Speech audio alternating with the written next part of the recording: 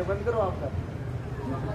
हा आत्ता जसा मला शॉक लागला, मला साधा शॉक मी सहन नाही केला, बरोबर. तर छत्रपती संभाजी महाराजांनी औरंगाबादचे 30 दिवस यातना, क्रूर यातना सहन केल्या. अजून पण मला त्रास होतोय, तर तेवढा त्रास त्यांनी सहन केला. त्यासाठीच आज आपण जमलोय. छत्रपती संभाजी महाराजांनी पकडल्या गेल्या दिवसापासून 30 दिवस बलिदान दिले आपल्यासाठी, फक्त आणि फक्त हिंदू धर्म टिकावा म्हणून. हिंदू धर्म म्हणतोय मी, हिंदू धर्म टिकावा म्हणून छत्रपती संभाजी महाराजांनी बलिदान दिलं.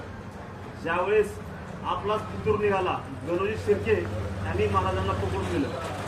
पकडून दिल्यानंतर मुकरब खान शेख आणि इखलास खान या 2 सरदारांनी महाराजांना पकडलं. जे अंतर 2-3 दिवस होतं ते जवळपास 6 ते 7 तासामध्ये या दोघांनी पार केलं. आणि आपण म्हणतो 80,000 कुत्रे आले एका छगाला पकडायला, तसे ते आले कुत्रे आणि महाराजांना पकडलं. पकडल्या गेल्यापासून महाराजांना बहादूरगड, आपलं संगमेश्वर ते बहादूरगड हे अंतर घेऊन गेले. आपण गाडीवर वगैरे किंवा महाराजांना पालखी दिली नाही किंवा घोड्यावर नाही, हत्तीवर नाही नेलं. महाराजांना घेऊन गेले, उंटावरती घेऊन गेले. उंटावरती नेलं, ते समोर तोंड करून नाही नेलं, पाठ्यामुळे उलटं तोंड केलं महाराजांचं. उलट